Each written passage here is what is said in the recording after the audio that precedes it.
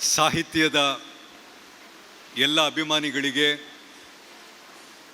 ಸಾಹಿತ್ಯವನ್ನು ಬದುಕನ್ನಾಗಿಸಿರುವ ಎಲ್ಲ ಆತ್ಮೀಯರಿಗೆ ನಾನು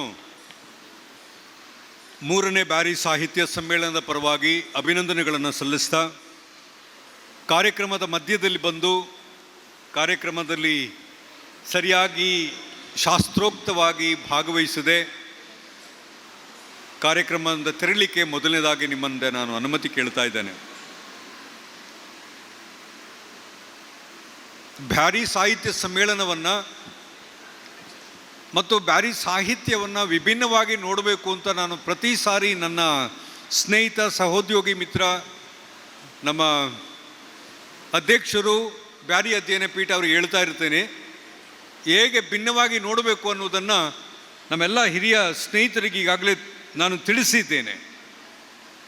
ಈಗ ಒಬ್ಬಳು ಸಹೋದರಿ ತನ್ನ ಕವನವನ್ನು ಓದ್ತಾ ಇದ್ದಾಗ ಈ ಸಮಾಜದಲ್ಲಿ ಲಿಂಗತ್ವ ಅಥವಾ ಜೆಂಡರ್ ಬಯಾಸ್ಡ್ ಇಶ್ಯೂಸ್ಗಳು ಹೇಗಿದೆ ಅನ್ನೋದು ಹೇಗೆ ಕವಿತೆಗಳಲ್ಲಿ ವ್ಯಕ್ತ ಆಗುತ್ತೋ, ಹಾಗೆಯೇ ನಮ್ಮ ಸಾಹಿತ್ಯದಲ್ಲಿ, ಬ್ಯಾರಿ ಸಾಹಿತ್ಯದಲ್ಲಿ ಇನ್ನುಳಿದ ಸಾಹಿತ್ಯದ ರಸಗಳು ಕೂಡ ಸೇರಿಕೊಳ್ಬೇಕು ಅನ್ನೋದು ನನ್ನದೊಂದು ಆಸೆ.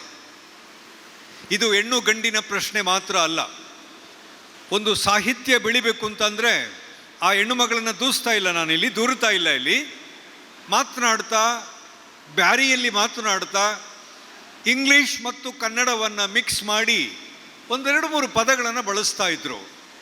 ಒಂದು ಸಾಹಿತ್ಯ ಬೆಳಿಬೇಕು ಅಂತಾದರೆ ಆ ಸಾಹಿತ್ಯದ ಆಳಕ್ಕೆ ನಾವು ಹೋಗಬೇಕಾಗಿದೆ.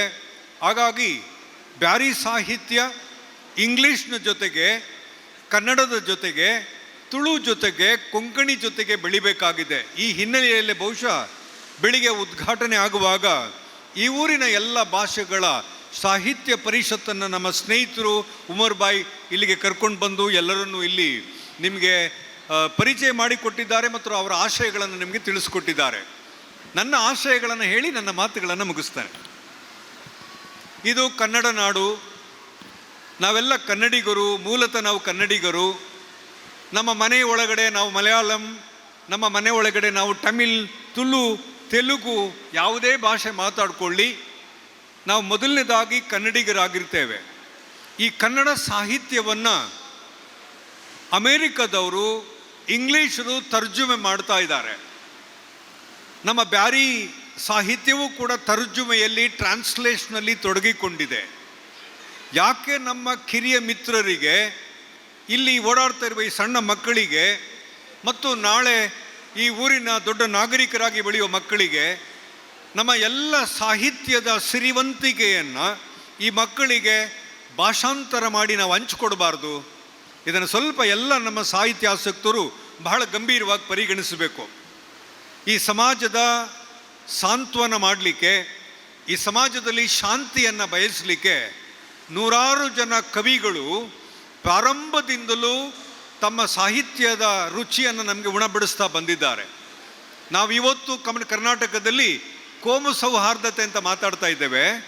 ಸ್ವಾತಂತ್ರ್ಯ ಬರುವುದಕ್ಕಿಂತ ಮುಂಚೆಯೇ ಕೋಮು ಸೌಹಾರ್ದತೆ ಬಗ್ಗೆ ನಮ್ಮೂರಿನಲ್ಲಿ ಕನ್ನಡದ ಕವಿಗಳು ಭಾಳಷ್ಟು ದೊಡ್ಡ ಕಾದಂಬರಿಗಳನ್ನು, ಕವಿತೆಗಳನ್ನು ಬರೆದಿದ್ದಾರೆ. ಇದು ಇವತ್ತು ನಮ್ಮ ಯುವ ಮಕ್ಕಳಿಗೆ ಗೊತ್ತಾಗಬೇಕಾಗಿದೆ. ಅದೆಷ್ಟೋ ಮೇಷ್ಟ್ರುಗಳು ಇದನ್ನು ಇವತ್ತು ಪರಿಚಯ ಮಾಡಿಕೊಳ್ಬೇಕಾಗಿದೆ. ಈ ಹಿನ್ನೆಲೆಯಲ್ಲಿ ನನ್ನ ಒಂದು ಸಣ್ಣ ಮನವಿ ಏನು ಅಂತಂದರೆ, ಆಲ್ರೆಡಿ ಬ್ಯಾರಿ ಸಾಹಿತ್ಯ ಅಧ್ಯಯನ ಕೇಂದ್ರಕ್ಕೆ ನಾನು ಇನ್ಸ್ಟ್ರಕ್ಷನ್ ಕೊಟ್ಟಿದ್ದೇನೆ. ಅವರು ಕೆಲಸ ಮಾಡ್ತಾ ಇದ್ದಾರೆ. ನಮ್ಮೆಲ್ಲ ಕವಿಗಳು, ಊರಿನ ಎಲ್ಲ ಕವಿಗಳು, ನಮ್ಮ ಹೆಣ್ಮಕ್ಕಳು ಮತ್ತು ಈಗ ತಾನೇ ಬಂದ ಸಹೋದರಿ, ಮಾತನಾಡಿದಂಥ ಸಹೋದರಿ, ಇವರೆಲ್ಲರೂ ಕೂಡ ಟ್ರಾನ್ಸ್ಲೇಷನ್ ಮಾಡೋದು ಯಾಕೆ, ಯಾವುದನ್ನು ಟ್ರಾನ್ಸ್ಲೇಟ್ ಮಾಡಬೇಕು, ಈ ಊರಿನಲ್ಲಿ ಧರ್ಮಗಳು, ಬೇರೆ ಬೇರೆ ಧರ್ಮಗಳು ಹೇಗೆ ಒಟ್ಟಿಗೆ ಬದುಕಿದ್ವು ಅಂತ ಹೇಳುವ ಸಾವಿರಾರು ಲೇಖನಗಳು ನಮ್ಮ ಹತ್ರ ಇದೆ. ಇವುಗಳನ್ನು ನೀವು ಬಹಳ ಚಂದ ಮಾಡಿ ಬ್ಯಾರಿ ಭಾಷೆಯಲ್ಲೇ ಅದನ್ನು ನೀವು ಟ್ರಾನ್ಸ್ಲೇಟ್ ಮಾಡಿ ನಮ್ಮ ಊರಿಗೆ ಹಂಚಿಕೊಡಬೇಕಾಗಿದೆ. ಅದರ ಜೊತೆಗೆ ಟ್ರಾನ್ಸ್ಲೇಟ್ ಮಾಡುವಾಗ ಎಲ್ಲ ವಿಜ್ಞಾನದ ಟೆಕ್ಸ್ಟ್ಗಳನ್ನು, ಏನು ತಪ್ಪಿಲ್ಲ, ನೀವು ಆಕಾಶ ಅಂದರೆ ಏನು, ಭೂಮಿ ಅಂದರೆ ಏನು, ಸೋಲಾರ್ ಸಿಸ್ಟಮ್ ಅಂದರೆ ಏನು, ಕಂಪ್ಯೂಟರ್ ವರ್ಲ್ಡ್ ಅಂದರೆ ಏನು, ಆರ್ಟಿಫಿಷಿಯಲ್ ಇಂಟೆಲಿಜೆನ್ಸ್ ಅಂದ್ರೇನು, ಇವುಗಳನ್ನು ನಿಮ್ಮ ಭಾಷೆಯಲ್ಲಿ ಬರೆದು ನಮ್ಮ ಮಕ್ಕಳಿಗೆ ಅದನ್ನು ಹೇಳಿಕೊಟ್ರೆ ಯಾವ ತಪ್ಪು ಆಗುವುದಿಲ್ಲ. ಈ ಕಾರಣದಿಂದಲೇ ನಿಮ್ಮಲ್ಲೊಂದು ಮನವಿ ಮಾಡಿಕೊಳ್ತಾ ಇದ್ದಾನೆ. ಭಾಷೆ ಬೆಳೆಯೋದು ಅಂತಂದರೆ ಭಾಷೆಯ ಜೊತೆಗೆ ನಾವು ಏನೇನೆಲ್ಲ ತಗೊಂಡು ಹೋಗ್ತೀವೋ ಅದೆಲ್ಲವನ್ನು ಸೇರಿಸ್ಕೊಂಡು ಭಾಷೆ ಬೆಳೆಯೋದು. ಅದು ಕೇವಲ ಮಾತುಕತೆಯಲ್ಲಿ ಬೆಳೆಯುವ ಭಾಷೆ ಅಲ್ಲ. ಅದು ಸಾಕಷ್ಟು ಸಿರಿವಂತಿಕೆಯ ಪುಸ್ತಕಗಳನ್ನು, ಗ್ರಂಥಗಳನ್ನು ನಾವು ರಚನೆ ಮಾಡಬೇಕಾಗತ್ತೆ. ಒಬ್ಬ ವಿದ್ಯಾರ್ಥಿ ಉತ್ತರ ಪ್ರದೇಶದಲ್ಲಿ ಭಗವದ್ಗೀತೆಯನ್ನು ಉರ್ದುಗೆ ಟ್ರಾನ್ಸ್ಲೇಟ್ ಮಾಡಿದರು. ನೀವೆಲ್ಲ ಓದಿರ್ತೀರಿ ಇದನ್ನು. ಭಗವದ್ಗೀತೆಯನ್ನು ಉರ್ದುಗೆ ಟ್ರಾನ್ಸ್ಲೇಟ್ ಮಾಡಿದರು. ಅದನ್ನು ಮಾಡೋದಕ್ಕೆ ಪ್ರೇರೇಪಣೆ ಕೊಟ್ಟದ್ದು ಒಬ್ಬ ಮೊಹಮ್ಮಡನ್ ಅಧ್ಯಾಪಕ ಮಿತ್ರರು. ಅದೇ ವಿದ್ಯಾರ್ಥಿ, ಮತ್ತೆ ನೀವು ದಯವಿಟ್ಟು ಗೂಗಲ್ ಮಾಡಿ ನೋಡಿ, ಖುರಾನನ್ನು, ಅವರು ಭಗವದ್ಗೀತೆಯನ್ನು ಎಲ್ಲವನ್ನ ಅದೇ ವಿದ್ಯಾರ್ಥಿ ಬೇರೆ ಬೇರೆ ಭಾಷೆಗಳಿಗೆ ತರ್ಜುಮೆ ಮಾಡ್ತಾ ಇದ್ದಾರೆ. ಇವತ್ತು ಇಂಗ್ಲೆಂಡ್ನಲ್ಲಿ ಬರಹಗಾರರ ಸಂಘ ಆ ವಿದ್ಯಾರ್ಥಿನ ನೀವು ನಮ್ಮೂರಿಗೆ ಬನ್ನಿ, ನಾವು ನಿಮಗೆ ಹುದ್ದೆ ಕೊಡ್ತೇವೆ, ನಾವು ನಿಮಗೆ ಎಂಪ್ಲಾಯ್ಮೆಂಟ್ ಕೊಡ್ತೇವೆ, ಟ್ರಾನ್ಸ್ಲೇಷನ್ನು ಎಡಿಟಿಂಗ್ ಬೋರ್ಡಿಗೆ ಹಾಕ್ಕೊಳ್ತೇವೆ ಅಂತ ಆ ಸಣ್ಣ ವಿದ್ಯಾರ್ಥಿಗೆ ಆಮಂತ್ರಣವನ್ನು ಕೊಡ್ತಾ ಇದ್ದಾರೆ. ಗ್ರಂಥಗಳನ್ನು ತರ್ಜುಮೆ ಮಾಡಿದ್ರೆ ಬೇರೆಯವರಿಗೆ ಅದನ್ನು ಓದ್ಕೊಳ್ಳಿಕ್ಕೆ ಅನುಕೂಲ ಆಗುತ್ತೆ, ಮನಸ್ಸಿನಲ್ಲಿ ಪ್ರೀತಿ ಹುಟ್ಟುತ್ತೆ. ಅದು ಮಾಡದಿದ್ದರೆ ಸಾಹಿತ್ಯ ಈ ಥರದ ಸಮ್ಮೇಳನಗಳಿಗೆ ಹೆಚ್ಚು ಅರ್ಥ ಬರುವುದಿಲ್ಲ.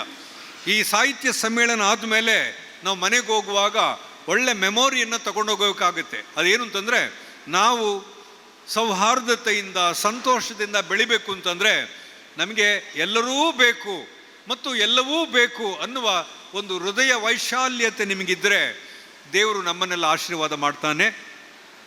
ನಾನು ಈ ಕಾರ್ಯಕ್ರಮದಲ್ಲಿ ಈಗ ಮಧ್ಯದಲ್ಲಿ ಬಂದು ಅಬ್ರಪ್ಟ್ ಆಗಿ ಮಾತನಾಡಿದ್ದಕ್ಕೆ ನನ್ನೆಲ್ಲ ಸ್ನೇಹಿತರಲ್ಲಿ ಕ್ಷಮೆಯನ್ನು ಕೇಳ್ತಾ, ಪರಮಾತ್ಮ ನಿಮಗೆಲ್ಲ ಒಳ್ಳೇದು ಮಾಡಲಿ. ಈ ಥರದ 4ನೇ ಸಾಹಿತ್ಯ ಸಮ್ಮೇಳನಕ್ಕೆ ನೀವು ಬರುವಾಗ ಇನ್ನೂ ಸಣ್ಣ ಸಣ್ಣ ಕವಿಗಳು ನಮ್ಮಲ್ಲಿ ಹುಟ್ಟಿಕೊಳ್ಳಲಿ. ಆ ಕವಿಗಳ ಹೃದಯದಲ್ಲಿ ಪ್ರೀತಿ ಇರಲಿ, ಆ ಕವಿಗಳ ಹೃದಯದಲ್ಲಿ ಗೌರವ ಇರಲಿ, ಆ ಕವಿಗಳ ಹೃದಯದಲ್ಲಿ ರಾಷ್ಟ್ರದ ಎಲ್ಲ ಒಗ್ಗಟ್ಟು ಇರಲಿ ಅಂತ ಕೇಳಿ ಪರಮಾತ್ಮನಲ್ಲಿ ಪ್ರಾರ್ಥನೆ ಮಾಡಿಕೊಂಡು ನನ್ನ ಮಾತುಗಳನ್ನು ಮುಗಿಸ್ತಾನೆ. ಜೈ ಹಿಂದ್.